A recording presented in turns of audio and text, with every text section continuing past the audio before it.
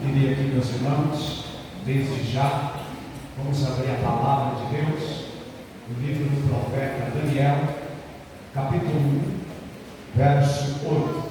Quando os irmãos procuram, quero aqui externar a minha gratidão, primeiramente ao nosso Deus, por ter mais uma vez nos dado a honra de poder estar aqui, nesta linda congregação, com os meus amados irmãos. Quero também aqui agradecer a Deus pela vida do pastor Joel, pelo carinho, a consideração. A Bíblia vai dizer aos Hebreus, sejais hospitaleiros entre vós, porque muitos hospedaram anjos, né? Então eu estou me sentindo anjo pela tamanha hospitalidade do pastor e sua digníssima esposa. Meus irmãos, quero também agradecer a Deus pela vida dos meus amigos que vieram do Jacobá, o presbítero Anderson, nosso amigo e querido João, nossa irmã Margarete. Carinho muito grande, consideração que eu tenho pelos meus amigos. Deus abençoe a vocês em nome de Jesus. Minha digníssima esposa que sempre me acompanha. Para nós é um carinho muito grande. Também está parabenizando os jovens por mais um encontro e por também pelo compromisso e a que tem com o nosso Deus. Amém? Amém, meus irmãos? Amém. Quem recebe a paz diz amém? Amém. Quem encontrou Daniel diz amém? Amém. Diz assim, versículo 8: Daniel assentou no seu coração não se contaminar. Amém, meus irmãos? Amém. Meus irmãos, nós estávamos meditando nesse texto, tá? Eu fiz um estudo a respeito desse assunto. Eu queria um pouco hoje falar sobre as nossas escolhas, tá? A vida ela é feita de escolha. Cada um tem a sua opção em escolher, né? E a gente vê que escolher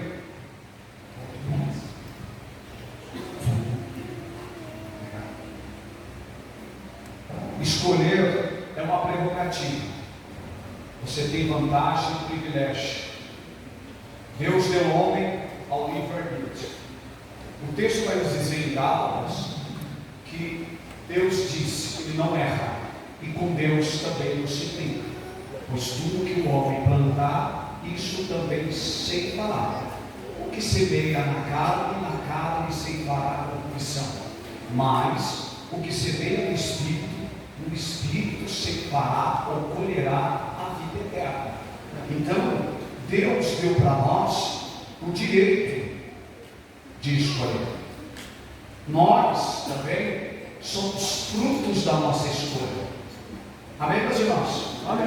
Somos frutos das nossas escolhas. Eu posso escolher com quem eu amo. Eu posso escolher as amizades.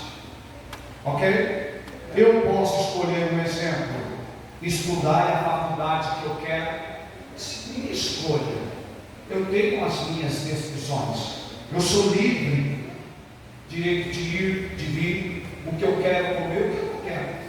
Como também eu sou livre para escolher ser um cidadão do bem ou do mal. Nós poderemos deixar o legado que você vai optar por escolher. O que você gostaria de deixar para a sociedade? Fez o que era mal aos olhos do Senhor, ou fez o que era agradável e reto aos olhos do nosso Deus?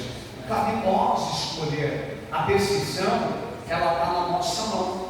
Amém, meus irmãos? Amém. Tem pessoas que tentam justificar dizendo: eu não tive opção. Não é verdade. Todo mundo tem escolha. Você pode escolher entre Deus e o diabo. Você pode escolher entre o céu e a terra. Como também você pode escolher servir a Deus ou ao mundo. Tem uma frase de Charles Spurgeon que ele escreve assim: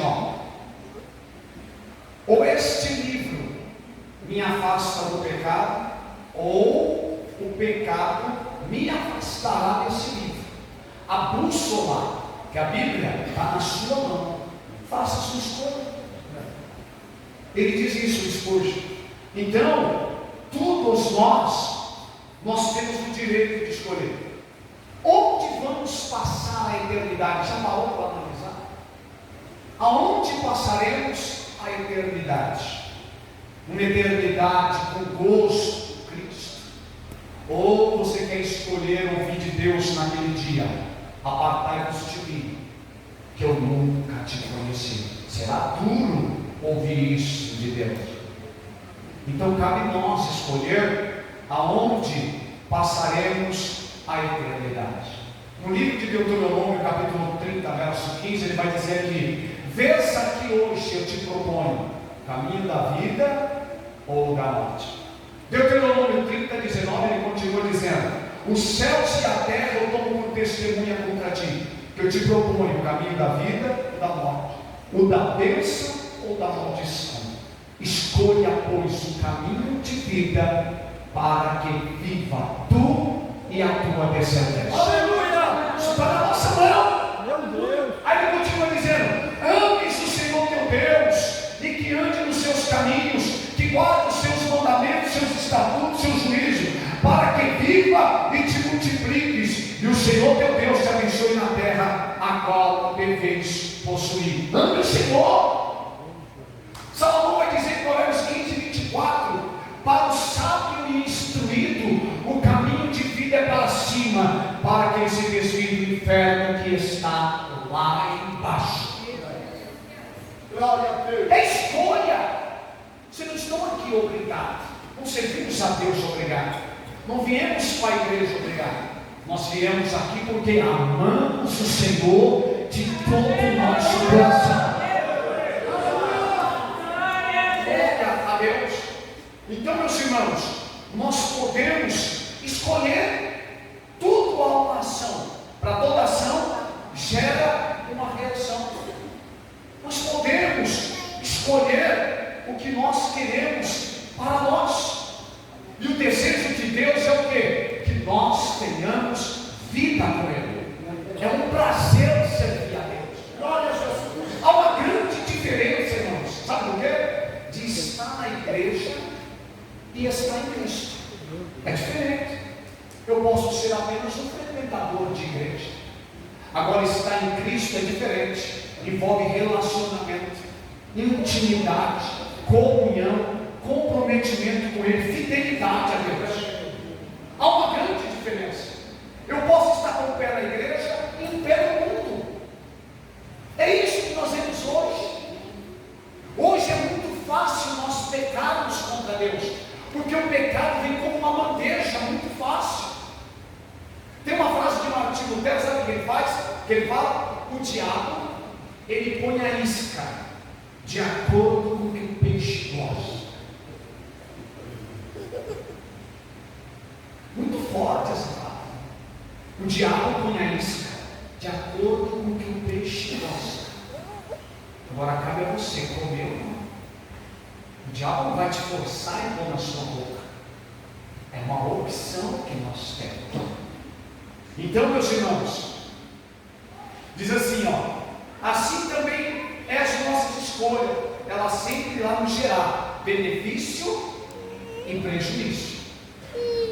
Ok? É como um bumerangue que eu lanço. Se eu lanço um bumerangue, pode ser a distância que for, ele vai voltar para mim. Sim ou não? Sim ou não? Sim. Com certeza vai voltar. Só que o problema é o seguinte: ele não vai afetar só a mim, ele vai afetar todos que estão ao meu redor.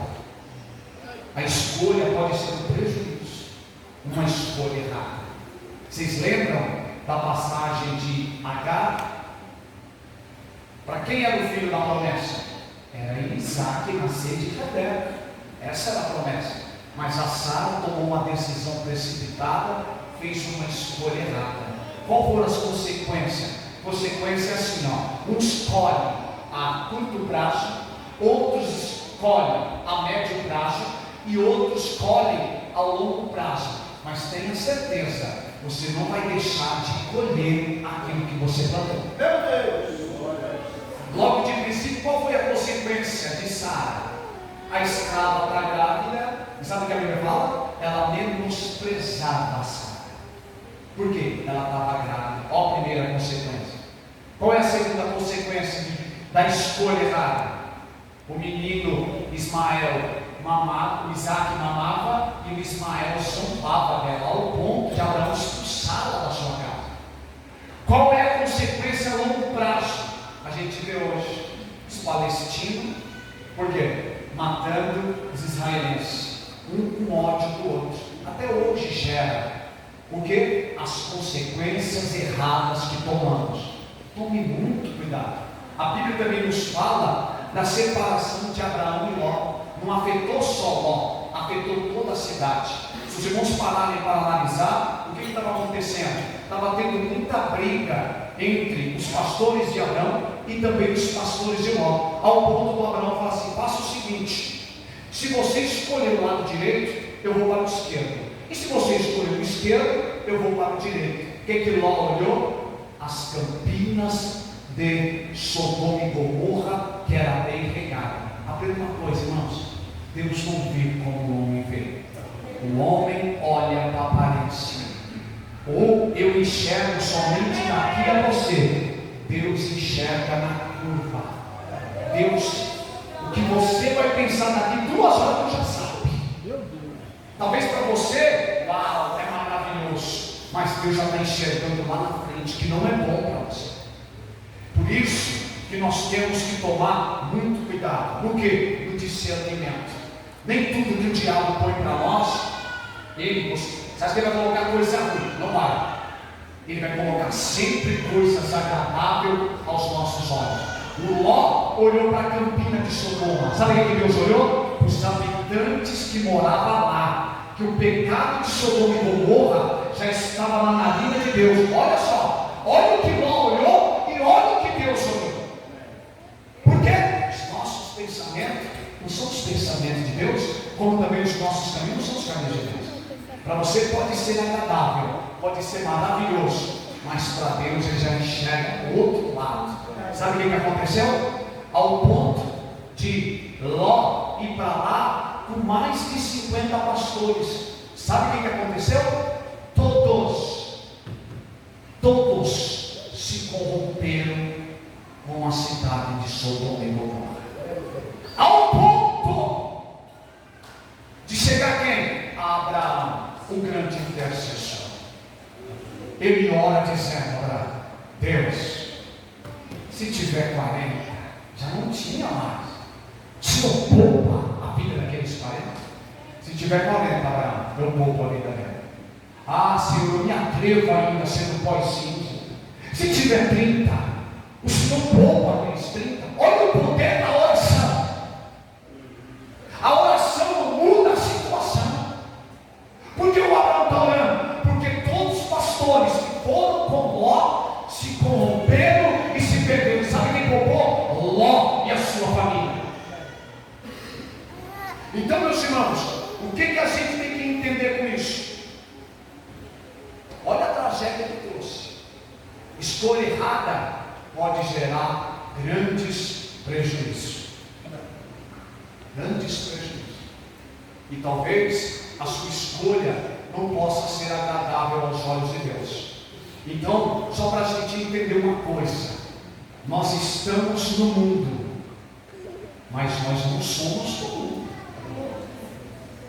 Jesus falou: "Deis a minha palavra, e o mundo os odiou." Opa! E se ele odiou a mim, também odiará a vós. É muito raro hoje você ver uma juventude que se mostra diferente no meio de uma sociedade corrupta. É muito raro. Meu Deus. Apenas diz o escritor de Hebreus: vocês apenas são peregrinos e forasteiros. Vocês estão andando numa terra que não é sua. Por quê? A nossa pátria está no céu. Nossa pátria está no céu. Nós estamos no mundo, mas nós não podemos andar como o mundo andou. Ninguém mais odeia crente. Ninguém mais odeia jovens. Por quê? Estamos andando envolvidos com ele. Os crentes não faz mais a diferença.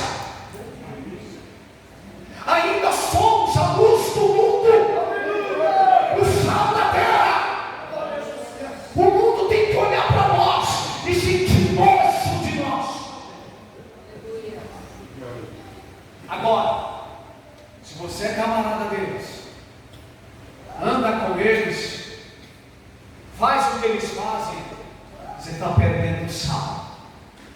E quando o sal, ele não dá mais sabor, o que acontece com o sal? Não presta mais. Antes é jogado fora e pisado. O que o texto está querendo dizer? Vocês são os meus sabores. Se vocês não me der mais sabor, não presta mais para nada.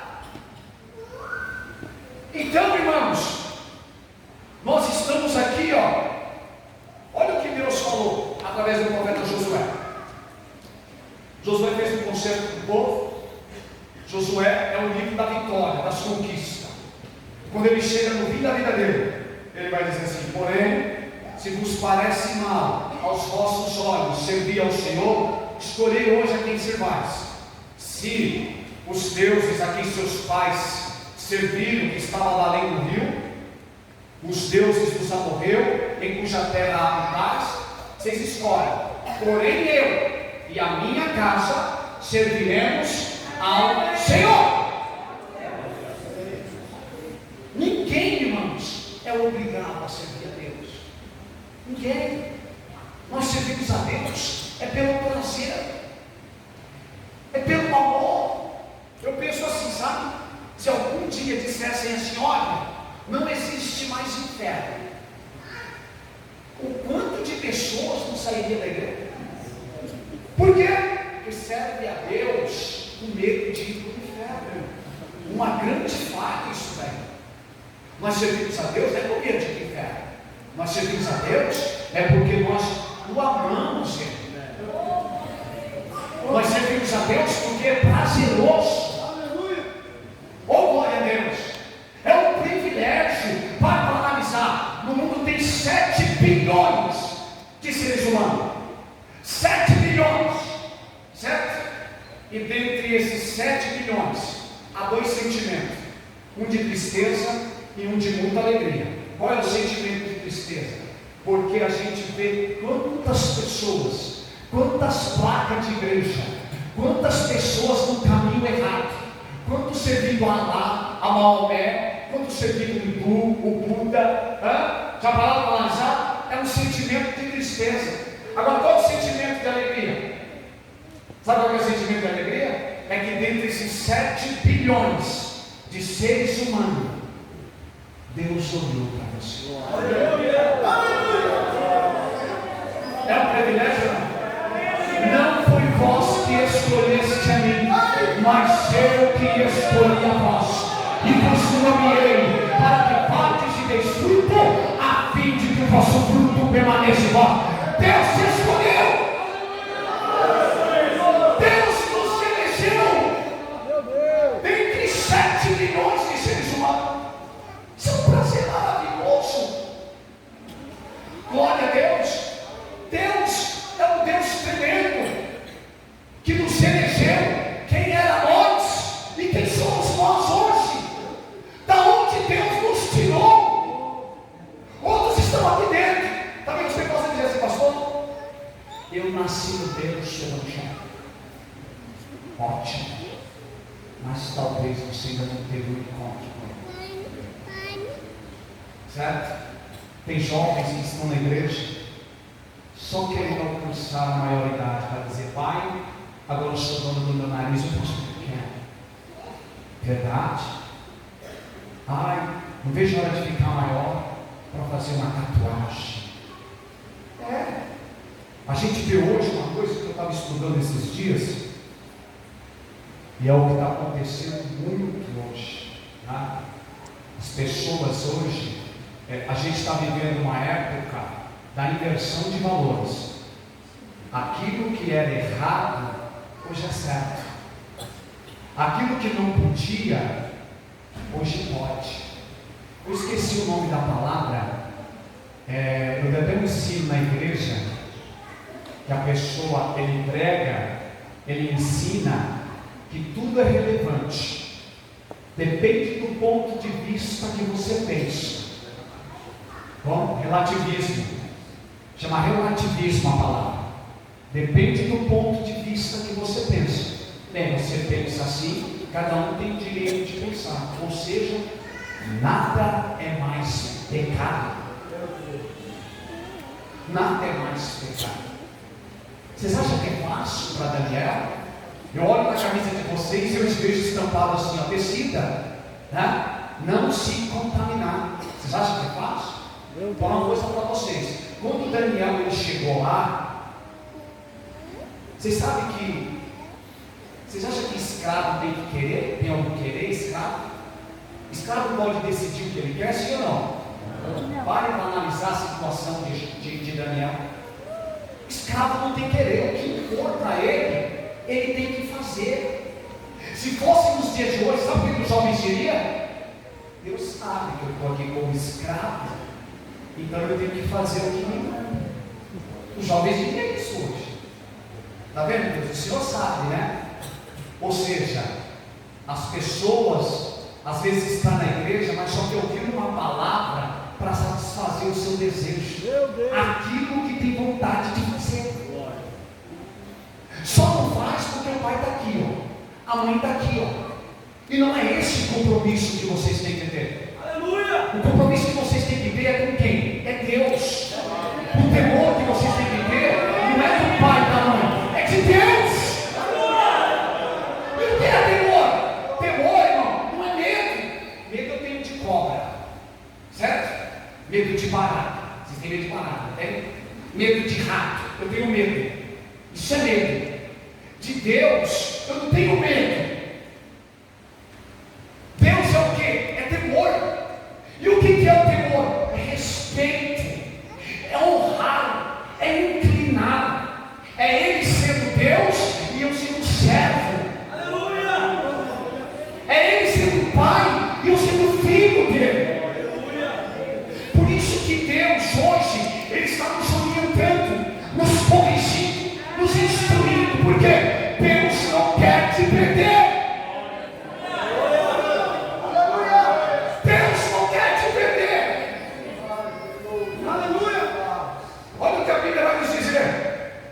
Segundo Coríntios 6,14: não vos prendais a um jugo desigual com os infiéis. Que sociedade tem a justiça com a injustiça? Que comunhão tem a luz com as trevas? Que concórdia entre Cristo e demônio? Ou que parte tem o fiel com o infiel? Que consenso tem o templo com os deuses do ídolo? Porque vós sois o templo do Deus vivente. Quem habita em nós? Quem habita em nós? Deus habita em nós. Nós somos o que? Propriedade exclusiva de Deus. Opa! Tiago vai dizer que o Espírito em que nos habita tem ciúmes. Opa! Mas não pode ter ciúmes, pastor? Pode sim. Tem dois tipos de ciúmes: o doentio, que é aquele que é diabólico, entre um casal que enxerga a coisa que não existe. Isso é o diabólico. E tem os ciúmes, que é o ciúmes de zelo, que é o de cuidado. É esse que nós temos que ter com os nossos cônjuges, e é esse que Deus tem conosco. Glória a Deus. Ciúmes é o que? É zelo, é cuidado. Opa, é o que Deus tem por nós. Então Deus não quer que nós se percamos para o mundo. Eu posso decidir se eu como ou não como. Se eu me contamino, eu não me contamino. Você vai viver mais parte da sua vida lá fora do que dentro da igreja. Você vai viver mais parte lá do lado de fora do que aqui dentro. E lá fora você vai ouvir: para que ser crente? Para que essa vidinha? Fica comigo, vamos beijar. Tome cuidado. Tome cuidado. Os homens lá fora, irmãos, jovens, tire da mente de vocês namoro com pessoa que não é crente. Tire da cabeça de vocês aquela ideia: Deus vai fazer uma obra na vida dele e vai dar tudo certo. É diabólico isso. É mais fácil ele te ganhar para o mundo do que você ganhar em paz. Ele pode até te enganar, sabe como? Mas Senhor, você é crente, eu gosto. Porque ele está dizendo o quê? a gordura da oferta. Sabe o que ele quer te fazer? Com a permissão do pastor, eu irei falar. Ele quer tirar a sua virgindade. E depois disso, ele quer engravidar. E depois te dar um chute, porque ele sai tratando aleatoriamente a todos. E não quer nada com você. E aí a sua reputação diante de Deus e diante da sociedade vai ficar manchada. E o apóstolo Paulo continua dizendo aos coríntios: não toqueis em nada imundo, e eu vos recebereis. Eu serei para vós pai, e vós sereis para mim filhos e filha, diz o Senhor dos exércitos. Aparta-te do mal! Aparta-te do mal! Quando Daniel chega na Babilônia, uma das maiores estratégias de Nabucodonosor, sabe qual que é? Vamos amoldar ele aos costumes babilônicos caldeus. Por que isso, irmão? Porque o caráter não absorve na igreja, já vem de casa. Já vem de casa. O culto não começa na igreja, né? Onde começa o culto? Me ajuda. Casa. Opa, não adianta nada mais ser um bicho dentro de casa e à noite aqui. Em casa eu sou monstro. O culto começa em casa. Como ganhamos a nossa família para Deus? De duas formas: orando e dando bom testemunho. Não esquece, tá? No trabalho você também tem que ser crente. Na faculdade vocês também tem que ser crente. Lá na escola, não esqueça que também vocês têm que ser crente. Aqui é só um resumo para a gente adorar. A verdadeira adoração é onde? É lá fora. Diz Martinho Lutero que nós somos a Bíblia que o mundo está lendo. Olha que coisa maravilhosa. Aí Paulo escreve aos Coríntios: porque vocês são a carta escrita e lida por todos os homens. Segundo os Coríntios 2, ele vai dizer: vocês são perfume de Cristo. Aonde vocês andar, exalem em todo lugar o seu conhecimento. Glória a Deus. Aonde nós andar, as pessoas têm que sentir o perfume de Cristo em nós. E aí, irmãos, o maior desafio nosso está na onde? É lá fora. É lá fora. A Bíblia vai dizer: rogo-vos, irmãos, pela compaixão de Deus, que apresenteis seus corpos em sacrifício vivo, santo e agradável, que é o culto racional a Deus. E não vos conformeis com esse mundo, ou seja, não vos amoldeis a este mundo. O que é amoldar? É deixar-se levar. Ok? É deixar-se levar. Deixa eu dizer uma coisa para vocês: todos que foram com Ló para Sodoma e Gomorra se corromperam. Você acha que Daniel foi sozinho para a Babilônia? Me ajude. Daniel foi sozinho para a Babilônia? Não.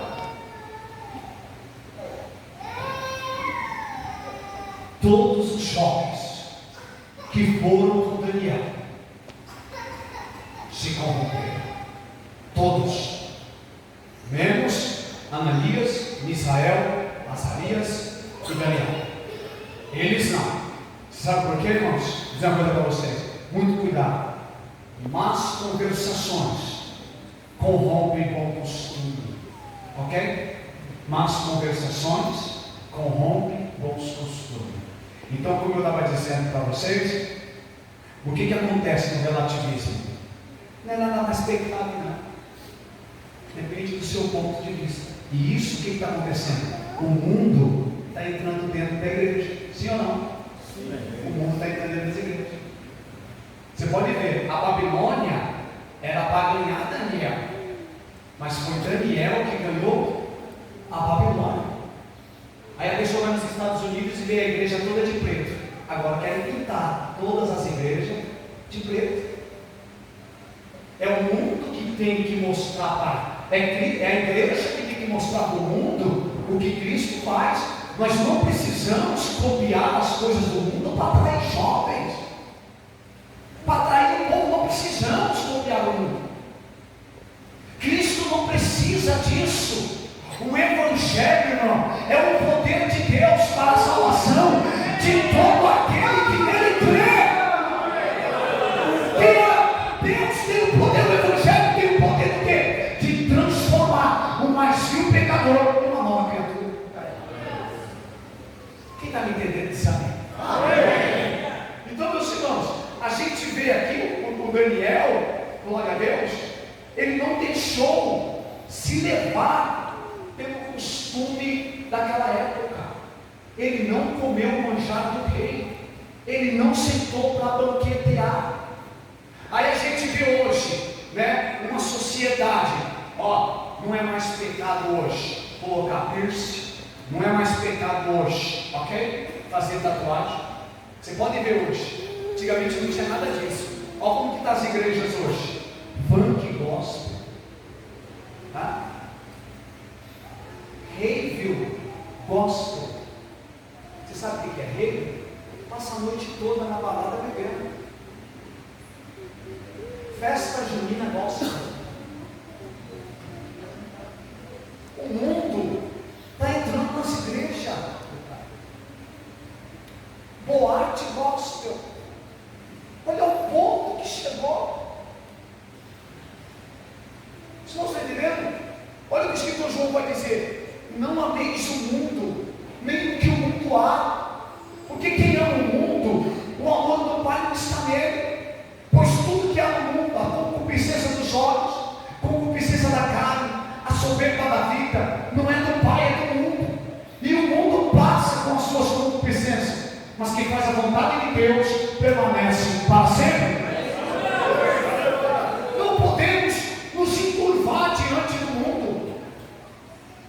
Nada mais é pecado. Nós temos que fugir de toda a aparência do mal. A igreja, ela foi chamada para brilhar.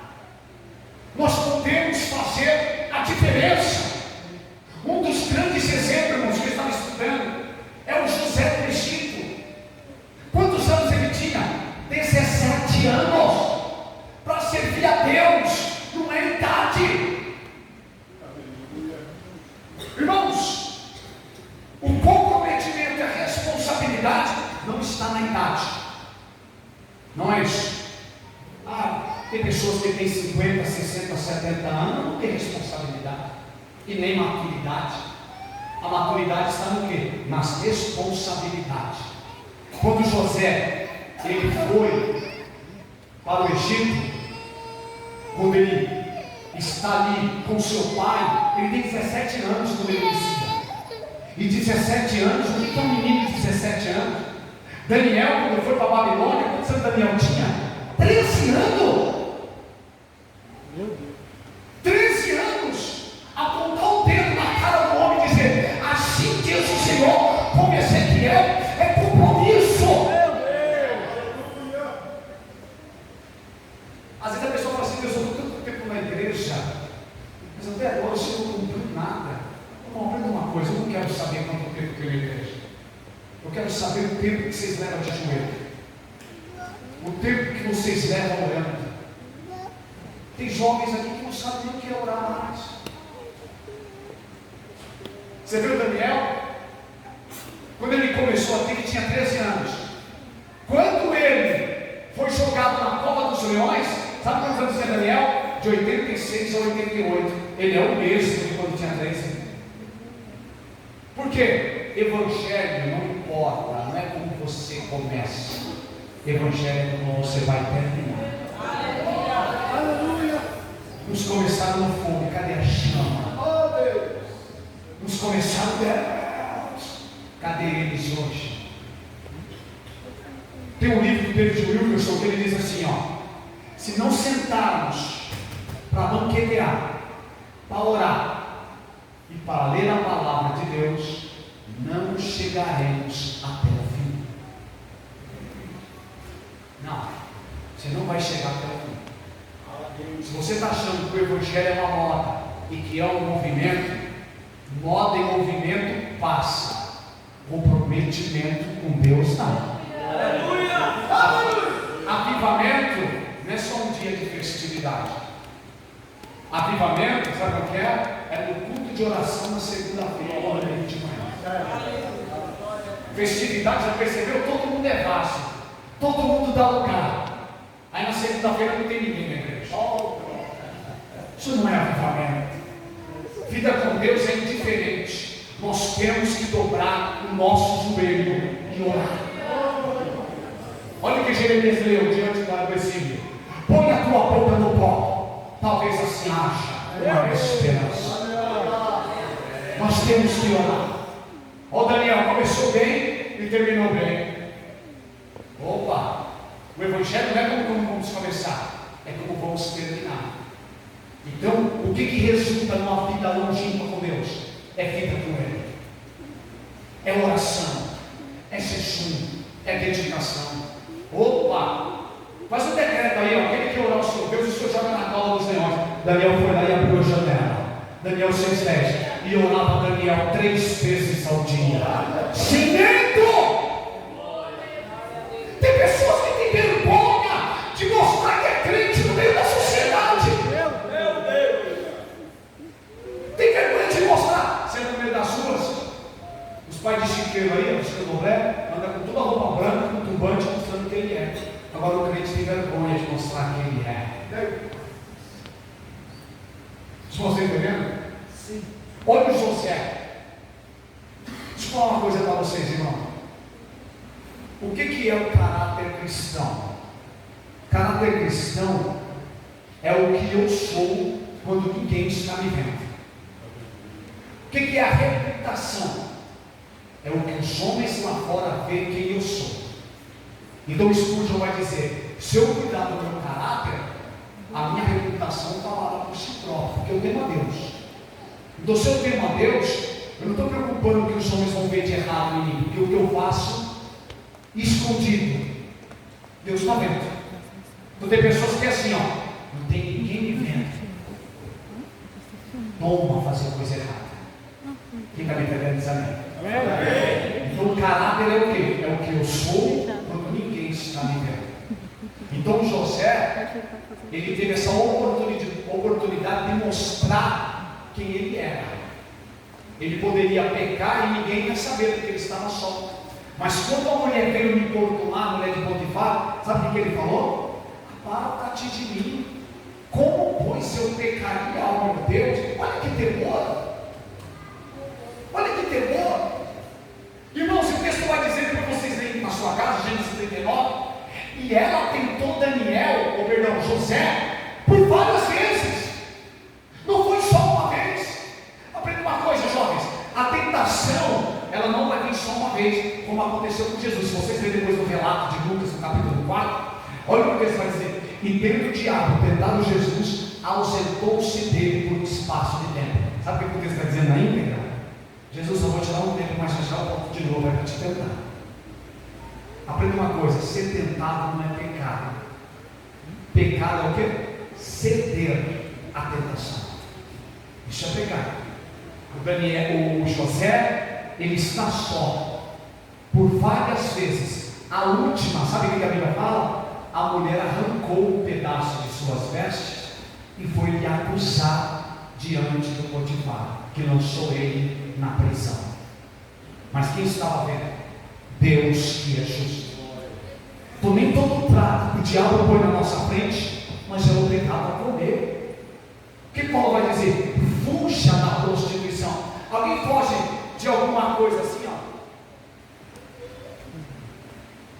O que é fugir? Fugir é desesperador. Se você vê que uma casa está caindo, você está dentro da casa, você vai andar ou você vai correr? Vocês vão andar ou vão correr? Correr. Paulo está dizendo assim, ó: fuja de toda a aparência do mal. Fugir. Irmãos, não brinque com o pecado. Tem pessoas aqui, ó, que estão andando em lugares escorregadios, achando que não vai cair. Eu não. Cuidado. Aquele que está em terra, cuide que não caia.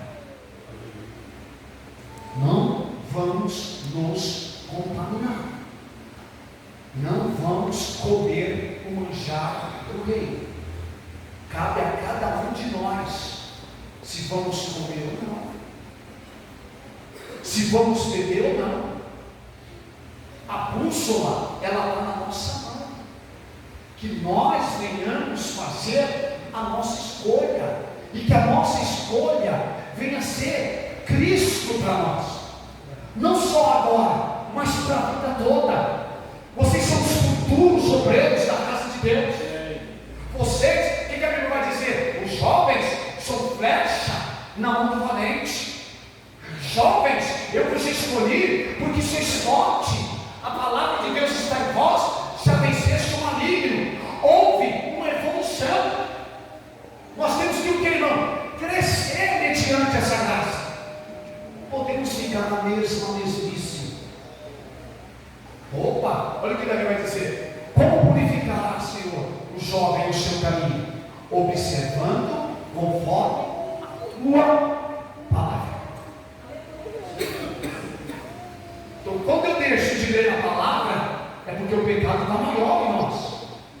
Por isso que nós temos que tomar muito cuidado nas nossas escolhas. O José, ele falou assim: ó, eu não vou fugir. Fugiu. Quem está me entendendo diz amém. Amém. Então, meus irmãos, não podemos se curvar diante desse mundo mal. Não podemos nos prostrar. Vamos fugir, porque hoje nós estamos vivendo uma época em que a moda, o mundo, ele está vindo como um rolo compressor perante nós. Porque a Bíblia vai dizer que por aumentar a iniquidade, o amor de mundo tem se esfriado. E a gente tem visto o pecado crescendo. A gente para analisar, nós estamos vivendo numa sociedade, antigamente quase 115 homens que estavam orando, mudou a sociedade, ganhou a geração. Quantos estavam no Senado? 115 homens orando, e esses 115 homens revolucionou o mundo. Olha onde o Evangelho chegou. O John Wesley, ele orou a Deus dizendo assim: Senhor, me dê 100 homens, e que esses 100 homens odeiem o pecado, odeiem o mundo, e que eles amem somente o Senhor, porque com esses 100 homens revolucionaremos o mundo. E o que está acontecendo, irmão? Olha a revolução do avivamento. John Wesley, Charles Finney, Charles Spurgeon, esses homens revolucionou. E hoje, irmãos, nós estamos vivendo uma sociedade, ok?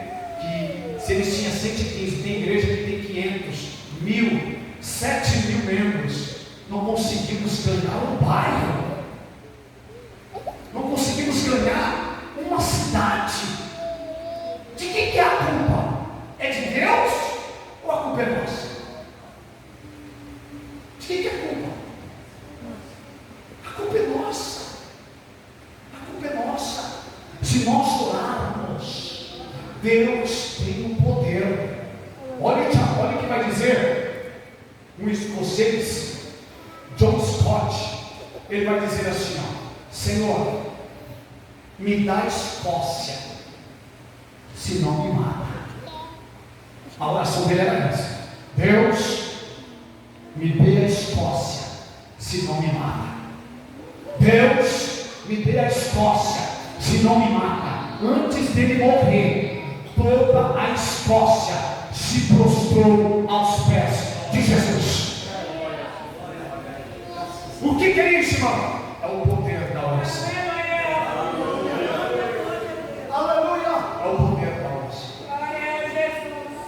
John Bunyan vai dizer: jamais será um cristão se não fores uma pessoa de oração.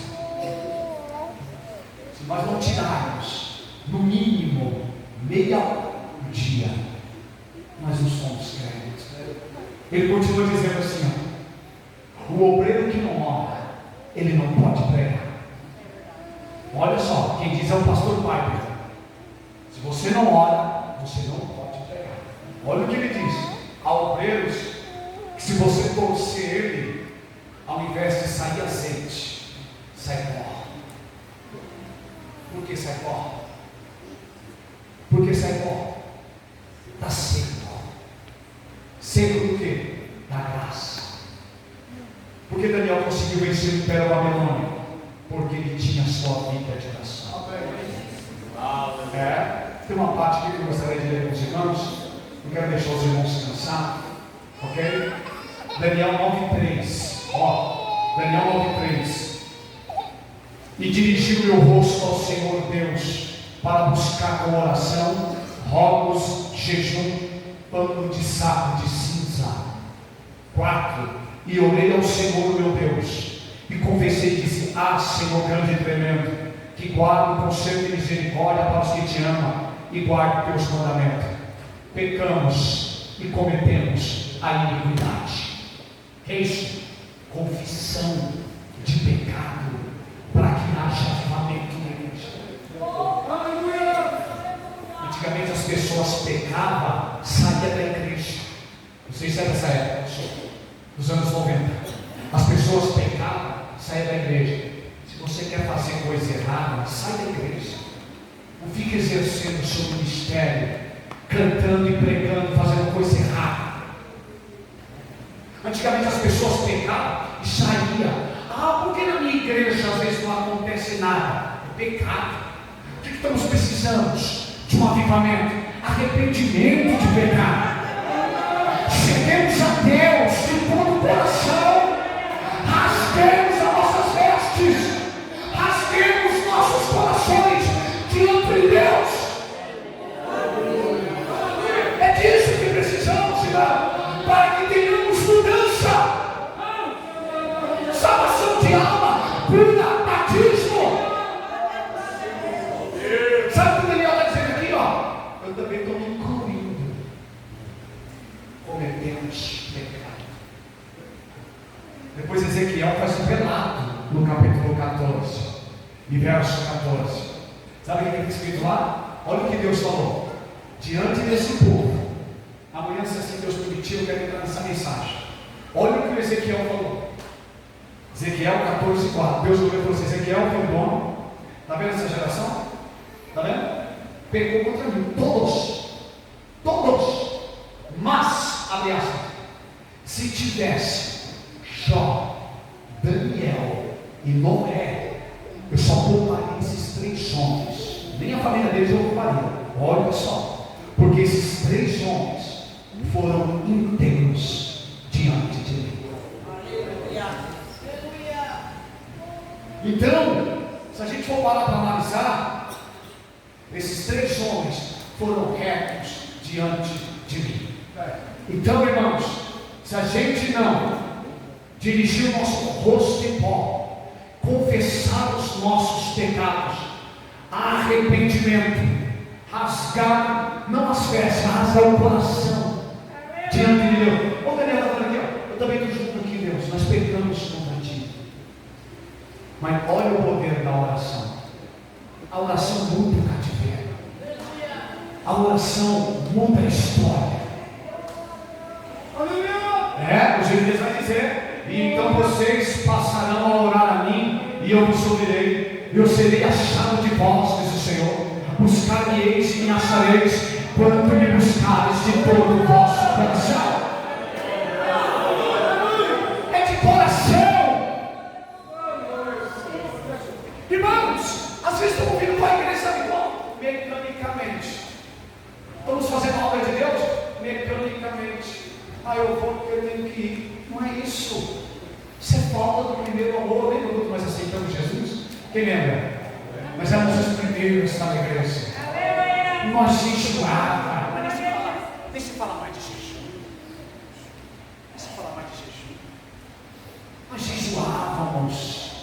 Consagrava a nossa vida a Deus. Nós tínhamos tempo para orar. Nós tínhamos tempo para ler a palavra. Agora você chega em casa e fala: Deus, tu sabe como eu estou cansada. Trabalho o dia inteiro doente. Quando chega na hora de ir para o culto, Deus, tu sabe que eu estou enfermo. Mas vem trabalhar. Para trabalhar, dá para ir. Para buscar Deus no lugar.